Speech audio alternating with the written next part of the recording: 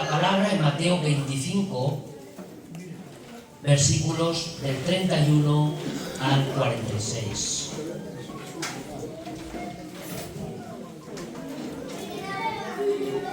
Nos dice así: cuando el Hijo del Hombre venga en su gloria y todos los santos ángeles con él, entonces se sentará en su trono de gloria y serán reunidas delante de él todas las naciones.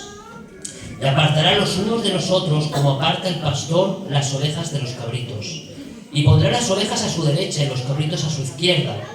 Entonces el rey dirá a los de su derecha: venid, benditos de mi Padre, heredad el reino preparado para vosotros desde la fundación del mundo. Porque tuve hambre y me disteis de comer, tuve sed y me disteis de beber, fui forastero y me recogisteis, estuve desnudo y me cubristeis, enfermo y me visitasteis, en la cárcel y vinisteis a mí. Entonces los justos le responderán diciendo: Señor, ¿cuándo te vimos hambriento y te sustentamos, o sediento y te dimos de beber? ¿Cuándo te vimos forastero y te recogimos, o desnudo y te cubrimos? ¿Cuándo te vimos enfermo o en la cárcel y vinimos a ti? Y respondiendo el rey les dirá: de cierto os digo que en cuanto lo hicisteis a uno de estos mis hermanos más pequeños, a mí me lo hicisteis. Entonces dirá también a los de la izquierda: apartaos de mí, malditos, al fuego eterno preparado para el diablo y sus ángeles. Porque tuve hambre y no me disteis de comer, tuve sed y no me disteis de beber, fui forastero y no me recogisteis, estuve desnudo y no me cubristeis, enfermo y en la cárcel y no me visitasteis. Entonces también ellos le responderán diciendo: Señor, ¿cuándo te vimos hambriento, sediento, forastero, desnudo, enfermo o en la cárcel y no te servimos? Entonces les responderá diciendo: de cierto os digo que en cuanto no lo hicisteis a uno de estos más pequeños, tampoco a mí me lo hicisteis. E irán estos al castigo eterno y los justos a la vida eterna. Amén. Señor y Padre del cielo, gracias, Señor, por darnos la oportunidad de reunirnos en tu santo nombre, Señor, porque tú eres el Rey y el buen pastor. Nosotros somos tus ovejas y queremos que nos recojas, Señor. Queremos estar en tu redil. Padre bendito, gracias por tu preciosa palabra, que siempre es confrontadora, Señor, que siempre nos anima, nos exhorta y nos da vida. Te pedimos, Señor, que en esta noche tú nos guíes, Señor, que prepares nuestros corazones para recibir esta palabra y que todo lo que hagamos y digamos sea para tu gloria bendita, Señor Jesús. En tu nombre, amén. Bueno, este pasaje es muy conocido, pero muchas veces no hemos reparado con todo el detalle y con toda la profundidad que merece el contenido del mismo. Aquí se nos está hablando desde el minuto 1 de un juicio. Y yo quiero lanzar esa tarde-noche una serie de preguntas que yo me he hecho y me sigo haciendo hoy día. ¿Alguna vez te has preguntado por el juicio de Dios? ¿Por la segunda venida de Cristo? ¿Alguna vez nos hemos planteado cómo será ese juicio? Y lo más importante, como el rey David, ¿hemos examinado nuestros corazones para comprobar si realmente somos cristianos o no? ¿Estamos seguros de llevar una vida agradable delante del Señor? Estos interrogantes son los que nos proponen estos textos bíblicos, de alguna forma. Y yo le he titulado este sermón: hermano, hermana, ¿en qué lado te encuentras? ¿En qué lado te encuentras? ¿Cuáles son las marcas de un hijo de Dios? Vamos a tratar de responder a eso con este importantísimo, trascendental texto. Vamos en primer lugar a contextualizar, ¿no? Porque aquí hay cosas interesantes. En primer lugar, ese texto lo he escogido, se encuentra en el Evangelio de Mateo. Mateo tiene algo interesante, y es que, lo vemos ya desde el primer capítulo, Mateo se dirige a un auditorio judío. Se está dirigiendo a oyentes judíos. Por eso el primer capítulo aparece la genealogía de Jesús. ¿Por qué? Porque para los judíos el apellido, es decir, de qué casa venías, era muy importante. Tenía muchísimo valor en la sociedad judía. Dime de qué casa vienes y te diré quién eres. ¿De dónde vienes? ¿De qué hogar vienes? Determina tu personalidad y tu futuro. Por eso encontramos en muchos textos del Antiguo Testamento que se da un nombre a un personaje, pero se dice de la casa de, ¿no? O era hijo de tal. Bien. Eso por una parte. Por otra parte, hay una alusión al tema de hambre, de sed, de penurias, de necesidades, ¿no? Está describiendo la sociedad de Palestina en el primer siglo, de lo que estaba pasando allí. Evidentemente no era una sociedad como la que tenemos hoy día, que muchas veces nos sobra de todo, ¿verdad?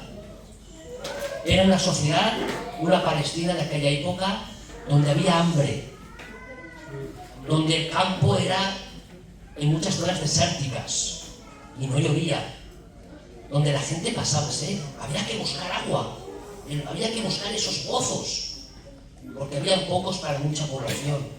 Además, el pueblo judío encima estaba sometido al Imperio Romano, y el Imperio Romano no tenía ningún interés en invertir en obras hidráulicas, en obras de agua, en infraestructuras de saneamiento, etcétera, para estas zonas. Porque para el Imperio Romano, esta provincia era una provincia despreciable. Para el Señor era sagrada esta la tierra prometida. Pero para los romanos no. Es más, fijaros, cuando a un político romano que estaba en Roma se le enviaba allí de cónsul o de embajador, era un castigo. Oye, es que me mandan allá, a la tierra de Palestina. Sí, señora. Es que me han degradado. Sí. Me han quitado mi posición. O sea, era algo despreciable. Y en ese contexto, Mateo escribe esto, ¿no? Y nos da una comparativa muy importante.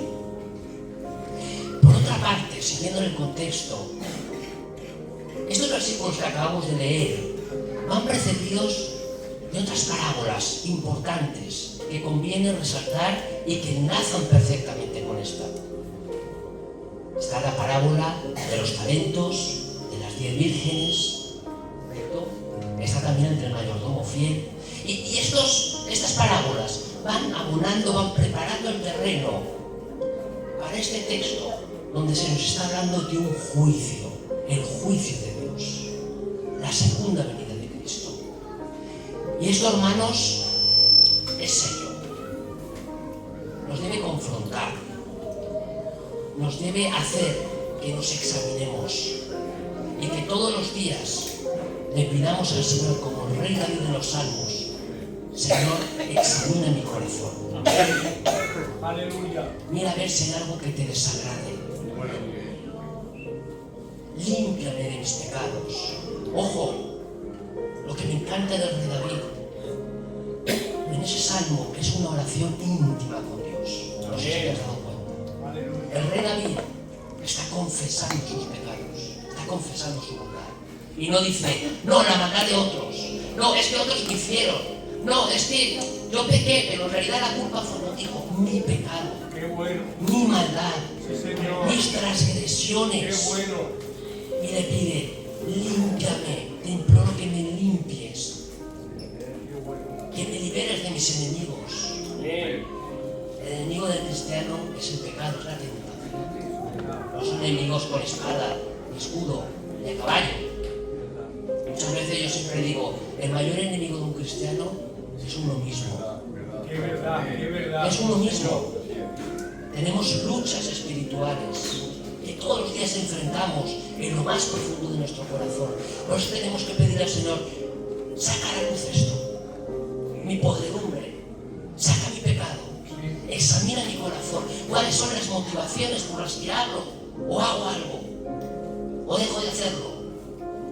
¿Cuáles son esas motivaciones? Examíname, revélame, para confrontarme y para que siga tus caminos. Qué bueno, sí, Señor, aleluya.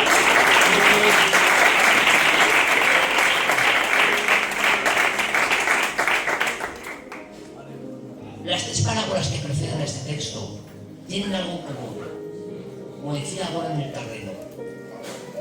Y el común es que está hablando constantemente de juicio, del juicio de Dios. Está anunciando la venida del reino, siendo las personas que siguen los caminos de Dios a quienes el Señor va a recibir en ese reino. Y quienes rechacen el Evangelio, no solo de palabra, sino en su propia vida, les espera el fuego eterno. Y esto, hermanos, es serio y urgente. Urge que dejemos nuestro pecado. Urge que renunciemos a nuestro yo definitivamente. Aleluya, amén, amén. Pero al margen del juicio nos tenemos que quedar con algo importante, como vamos a comprobar. Esta verdad también contiene una promesa esperanzadora para el creyente. Aparece también en la profecía de Daniel.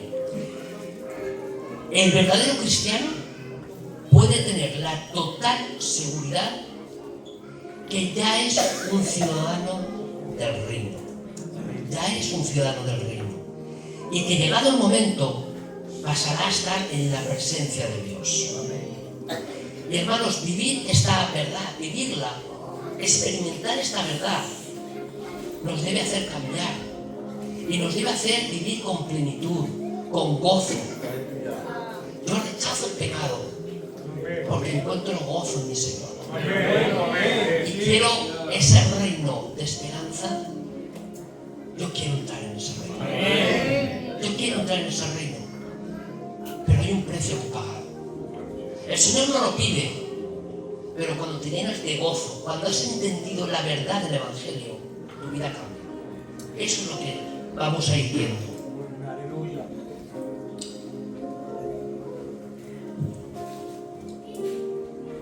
Es verdad, representa un gozo, representa una promesa esperanzadora para el creyente. Pero como digo, también una seria advertencia que nos debe mover a examinarnos y a comprobar realmente cuál es la respuesta que tenemos que dar ante la pregunta: ¿de qué lado estás? ¿De qué lado estás? Aquí aparece en este texto, en esta parábola, la figura de un rey, ¿no? Y el rey de aquella época no es el rey que tenemos, por ejemplo, en España y en otras monarquías europeas. Aquí se dice en España, el rey reina pero no gobierna. Dicho de otra manera, es una figura simbólica pero no pinta nada. No escribe nada. Yo creo que ni en su propia casa, ¿verdad? Pero los reyes de la antigüedad, los reyes de aquella época en la que se escribe Mateo, son reyes, son la máxima autoridad. No solamente tienen en sus manos todas las decisiones del pueblo, sino que dictan las leyes, dictan las normas e imparten justicia. Dicen lo que es justo y lo que no es justo. Y juzga a quienes quebrantan las normas. O sea, fijaros, tiene, digamos, el poder de hacer las leyes, de ejecutarlas y de juzgar. O sea, era un poder absoluto en aquella época. Como digo, muy diferente a lo que tenemos aquí, ¿no? Y es interesante, ¿por qué digo esto del contexto histórico? Porque esta figura de rey absoluto, Mateo la está comparando con Dios. Dice, Dios es el rey. es el Rey de todas las naciones. Es la máxima autoridad y debe ser la máxima autoridad en tu vida y en la mía. Como digo, es una comparativa. Dios es quien juzga, establece las normas y, ojo, juzga. Está hablando del juicio de Dios. Solamente el Rey de Reyes y el Señor de Señores puede establecer este juicio. Por otra parte, nos habla de un pastor. Parece otra figura de un pastor. ¡Qué maravilla! Y dice que al igual que un pastor separa las ovejas de los cabritos, así hará este Rey cuando juzgue a las naciones. Separará a los suyos, a los que les dará bendiciones, sustento, alimento, sostén. Siempre recibirán esa plenitud y ese gozo a pesar de las dificultades y a pesar de los problemas. Y además ese texto guarda relación también, si os acordáis, con el trigo y la cizaña. Esa separación. Como veis, siempre está separando. Hay una contraposición de dos figuras, ¿no? Digamos, por así decirlo, los buenos y los malos, podríamos decir. Cristo, en su relación con el ser humano, además de Rey Supremo, hermano, es también el buen pastor. No es un mal rey, es el mejor rey de todos, el mejor rey. Es ese buen pastor que apacienta las ovejas, que les proporciona cuidados, que los alimenta. Si habéis visto alguna vez en una campiña, ¿verdad? Ya habéis visto, por aquí se ve alguna vez, pero más para el norte, para Asturias, para Cantabria, se ven vacas, se ven ovejas, cabritos y tal, se ven pastores todavía. Y es muy interesante esa figura del pastor. El pastor está ahí con sus perros cuidando, ¿verdad? Vigilando las ovejas, que no se separen del redil. Que no se separen del redil. ¿Cuándo un cristiano se separa del redil? Cuando es tentado, cuando sigue el pecado, cuando sigue el mal.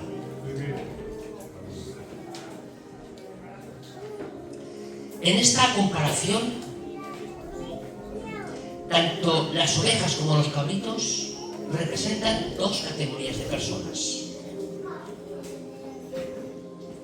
Estos dos animales son empleados por Jesús para asignarles diferentes connotaciones morales. Describe a cada uno de los dos grupos de acuerdo también al fruto que dan. Esto es importante. Las cabras son animales muy poco domesticables.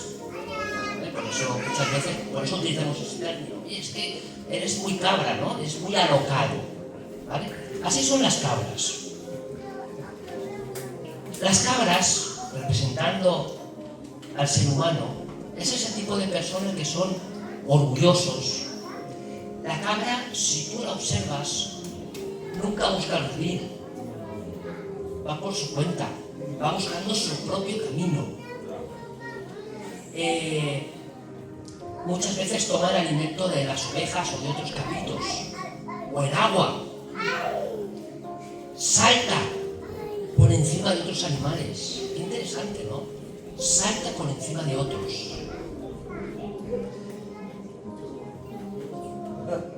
Y esto, hermanos, hermanas, dibuja un retrato de estas personas que se sitúan fuera de la ley de Dios, que viven a su manera, de manera individualista, de manera egoísta, sin tener en cuenta a los demás. El cabrito vive cegado, como estas personas que viven en oposición a Dios, ¿no? Viven cegados por el pecado del egoísmo. Creen que ellos son el centro del mundo. Y así es la humanidad, hermanos. Así es lo que vemos fuera del cristianismo. Vemos una humanidad activa, orgullosa, soberbia, egoísta. Y vivimos una sociedad con esos valores. Las ovejas, por el contrario, ¿cómo son las ovejas? Esos animales que representan al cristiano. Hermanos, hermanas, son animales fáciles de domesticar. siempre siguen el redil. Si os dais cuenta, si observáis, van todos. Van siguiendo la manada, ¿no? Digamos. Comen pasto, pero confían ciegamente en su pastor. Es más, también lo dice Jesús, responden a su llamado. Y el pastor conoce sus nombres. Mi abuelo era pastor de ovejas y era muy común ponerles nombres a las ovejas. Así somos nosotros con el Señor. Confía en los cuidados del pastor. Nunca saltan por encima de otros animales. Y algo interesante cuando observamos a las ovejas. Su cabeza no suele estar erguida como las cabras o como otros animales. Por ejemplo, como un león, etc. La cabeza suele estar baja, buscando el alimento, el agua, siguiendo el redil, ¿verdad?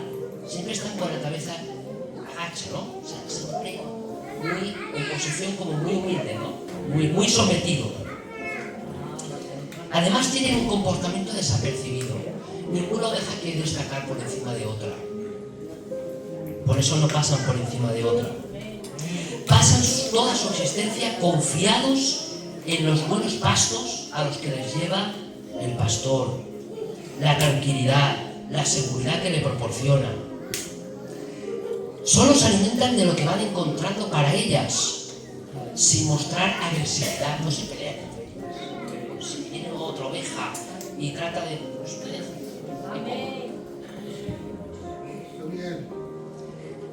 Hermanos, hermanas, así son las personas que forman parte del redil del buen pastor, que es Cristo.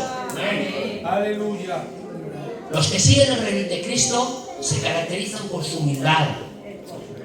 Se someten a la ley de Dios, buscando ser uno más entre el redil, pues no tienen vocación de destacar por encima de otros. Ahora vamos a ver qué distingue a un cristiano. ¿Cuál es ese hecho diferencial con respecto a otros seres humanos? Y para ello, Mateo lanza una pregunta. Escribe esto, lanza una pregunta. ¿Qué hicieron? ¿Qué es lo que hicieron para ser consideradas ovejas? ¿Y qué es lo que no hicieron para ser consideradas cabras? Como dice, tuve hambre, me disteis de comer, tuve sed, me disteis de beber, fui forastero, me recogisteis, etc., ¿no?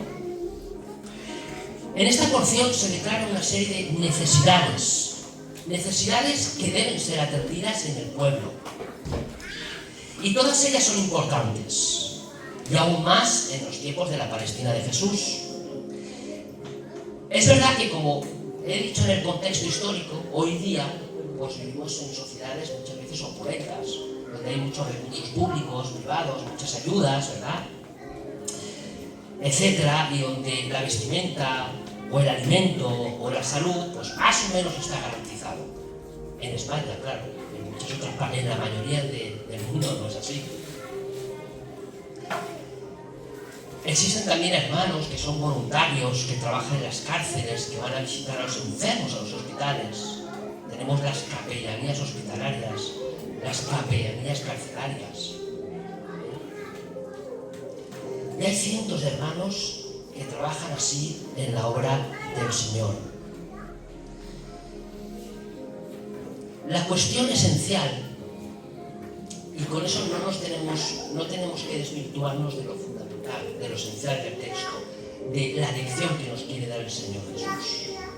No nos tenemos que quedar con las necesidades. Oye, fui forastero, no tenemos que hacer una interpretación literal. ¿Qué pasa? ¿Que se le da alimento a este, entonces ya entro en el reino? No hagas una interpretación literal. Pues aquella época no es esta. No nos perdamos en los detalles.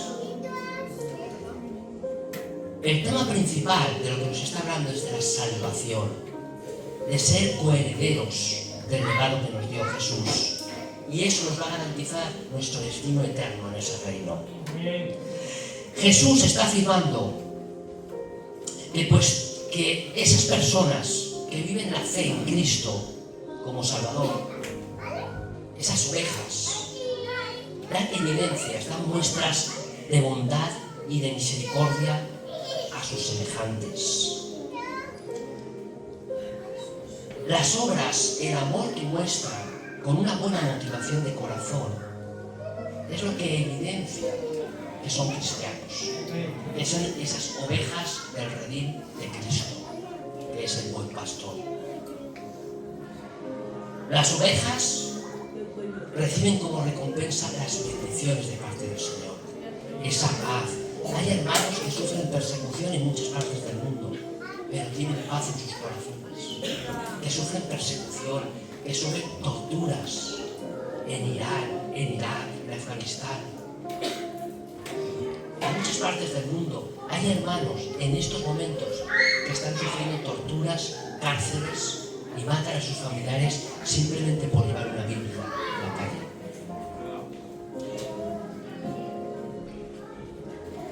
La afirmación de Jesús acerca de las obras que dan evidencia de esa fe conduce a una serie de preguntas que tiene como objetivo exponer de una manera clara, nítida, pero contundente, la conclusión final. Y es: quien mostrara compasión y misericordia hacia el necesitado, hacia el prójimo, está mostrando misericordia y compasión como si estuviera Jesús delante. Aleluya. Cuando muestras amor hacia tu hermano, perdonándole, pidiéndole perdón, atendiendo sus necesidades, que a veces son materiales y otras veces no. Nosotros en la Dana hemos dado mucha ayuda material. Pero hermanos, hay una pregunta que nosotros hacemos y que derrumba a las personas. ¿Cómo te sientes después del paso de la Dana? ¿Cómo te sientes? ¿Cómo estás? ¿Cómo te encuentras? Y ahí todo se viene abajo. Porque necesitan una mano amiga que les escuche, que les anime, que les dé aliento para seguir con sus vidas. Por eso a veces no es solamente dar un litro de leche, son otras muchas cosas. Hay otras necesidades en nuestra sociedad. Está el vacío existencial, mucha gente que se suicida, que está bajo los síntomas de depresiones, que están hundidos, que están tristes, que no saben cómo salir a lo mejor de una adicción. Podemos prestar ayuda a todas esas personas. Y mirad, hermanos y hermanas, la compasión y la misericordia es un deber de cada creyente. Sí, amén. No es una obligación solo del pastor. Visitar a los enfermos, visitar las cárceles, visitar a mi hermano que vive enfrente de mí, ofreciéndole alimento, escuchándole en sus problemas, no es obligación solo del pastor, ni de los líderes. Aquí lo dice Mateo. Dice que la compasión y la misericordia solo está reservada para los líderes del pueblo. ¿Lo dice? No.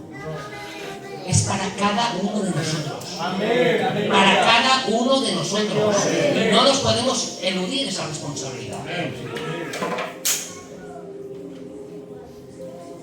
Nuestro testimonio y nuestras obras, hermanos, deben hablar más que nuestras palabras.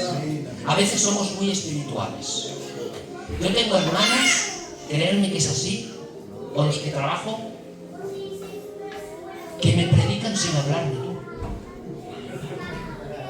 A veces tengo, de verdad, o sea, y lo confieso y no pasa nada por confesarlo.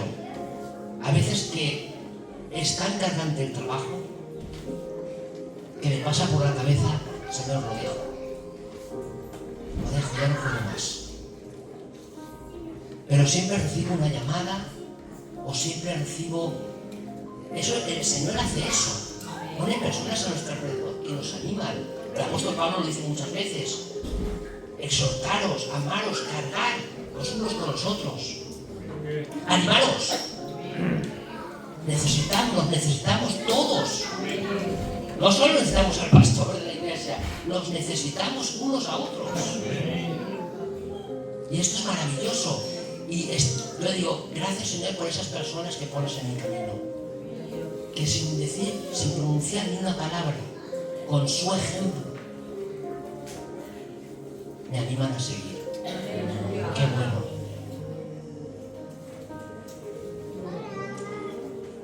Y hermanos, en el seguimiento a Cristo no son necesarias las grandes proezas, las grandes obras.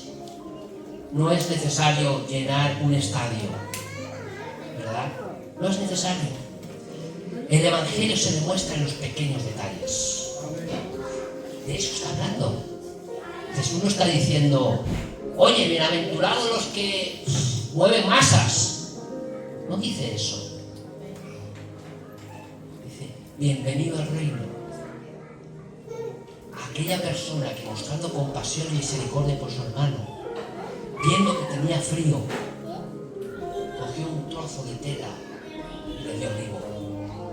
Le dio un abrazo, le dio una palabra de ánimo. Tuvo hambre y le dio y compartió el pan con ese hermano. Le dio de beber. Estuvo en la cárcel, le visitó, le animó, le predicó el Evangelio, como tantos hermanos que hay que visitar las cárceles.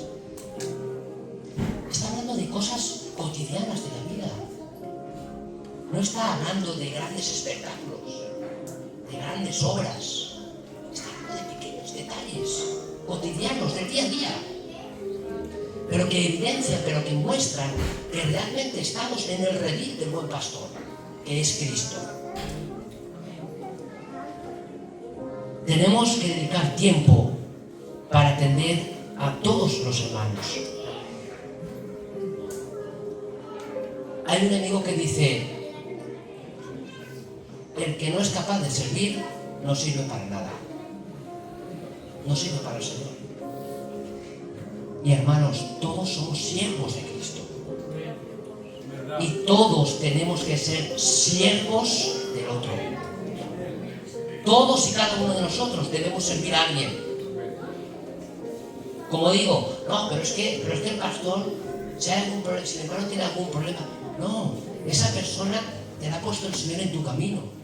No para que se lo traslades a otro, para que tú le atiendas, para que tú te postres y le sirvas. Porque el Señor Jesucristo no vino a ser servido. Él en su gloria y en su majestad bajó, se humilló para servir a una humanidad perdida. ¿No te llena eso de gozo, de plenitud?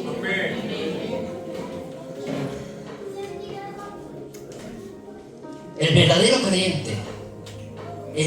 creyente, en el fondo de su corazón, demuestra con sus obras, no es que las obras salven, pero con sus obras está mostrando que es un verdadero creyente.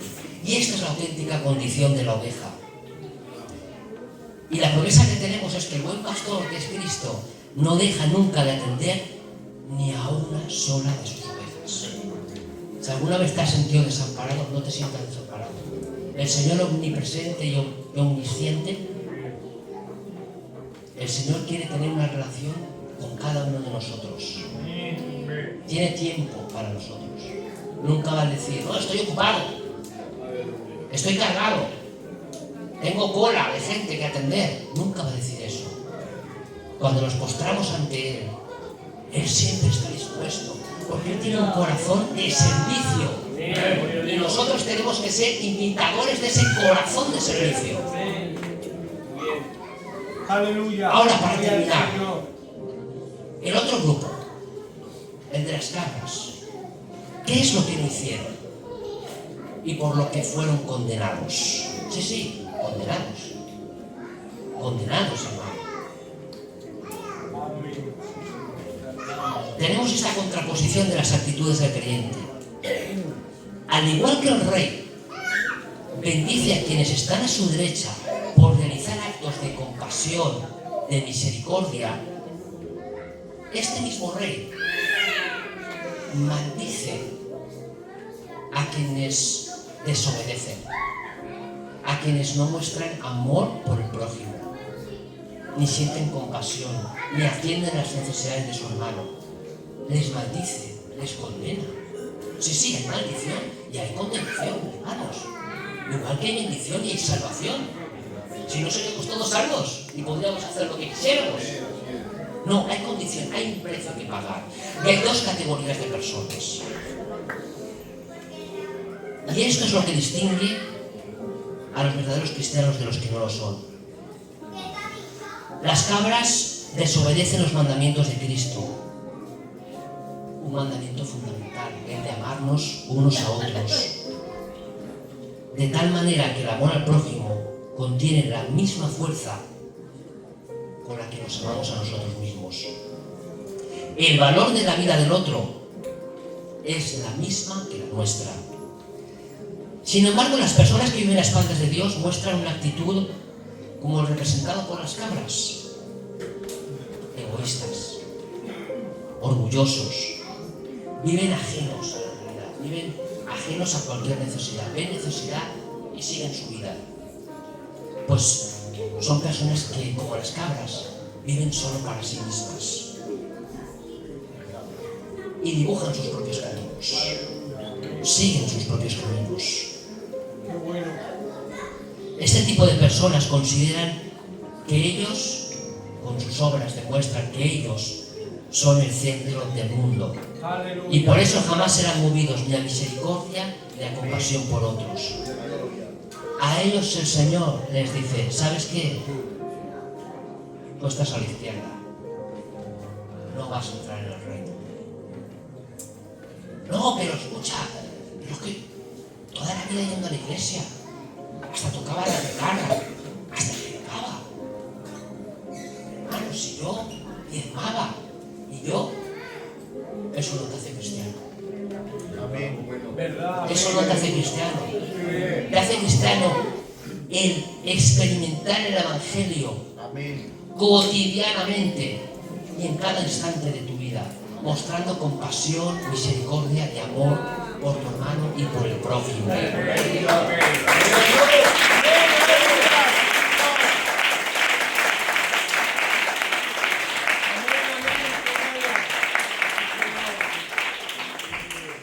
Hermanos, este texto nos hace recordar que va a haber un juicio. El juicio está ahí. Cuando morimos, todos estamos sometidos al juicio. Y luego vendrá la segunda venida de Cristo, donde Cristo recogerá los suyos.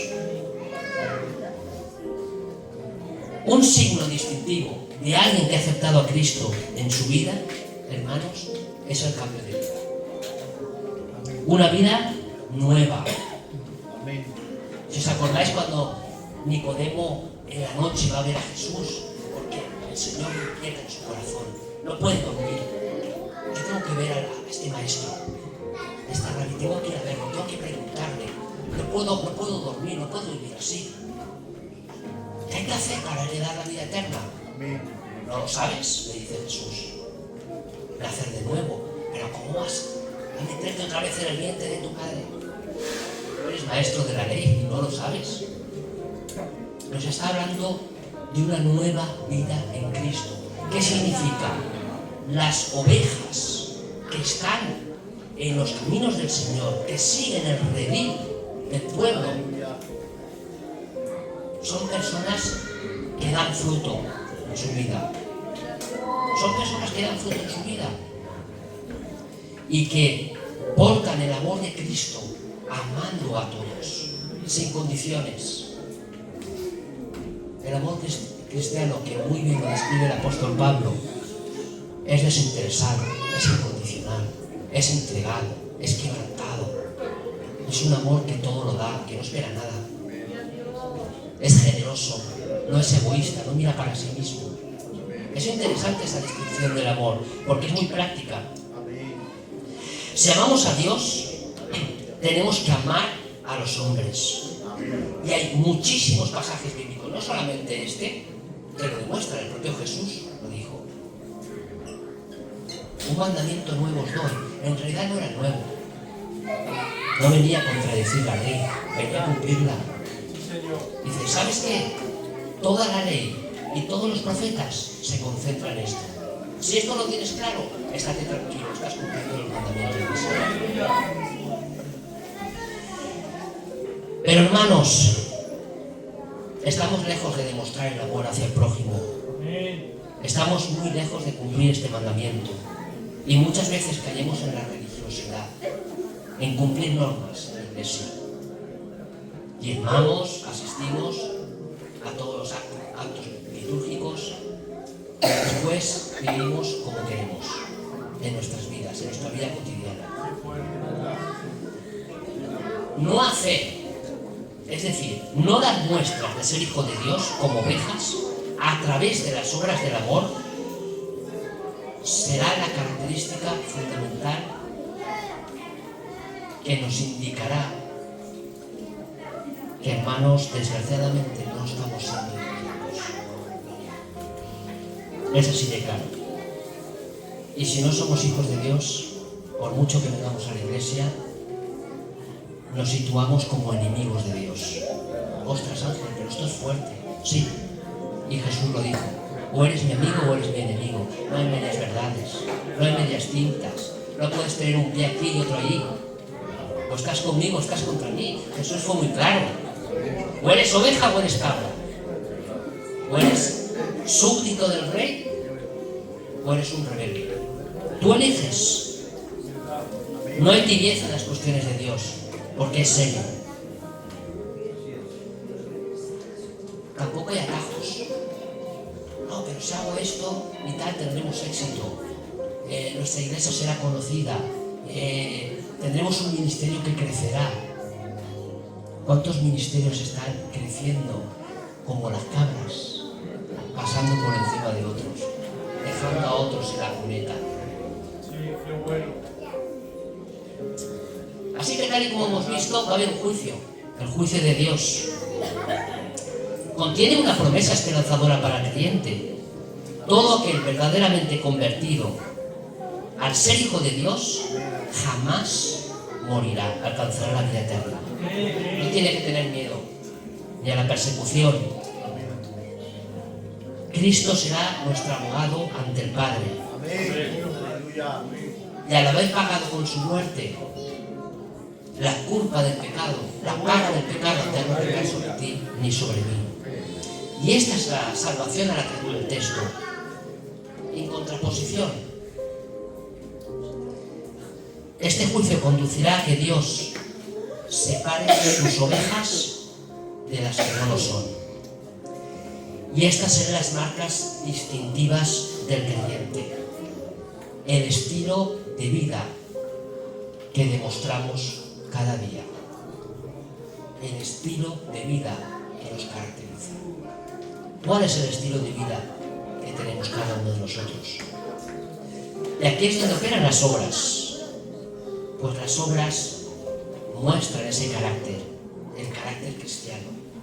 Si no estás dando obras de amor, de misericordia, de bondad, de generosidad, de perdón, no estás en el redil. No estamos en el redil. Y esta es la otra cara de la moneda, hermanos. Hay dos categorías de personas. Hay dos caminos. No hay más. Y no hay atajos. Y hay un precio que se paga. La pregunta es, ¿de qué lado estamos? Muchas gracias.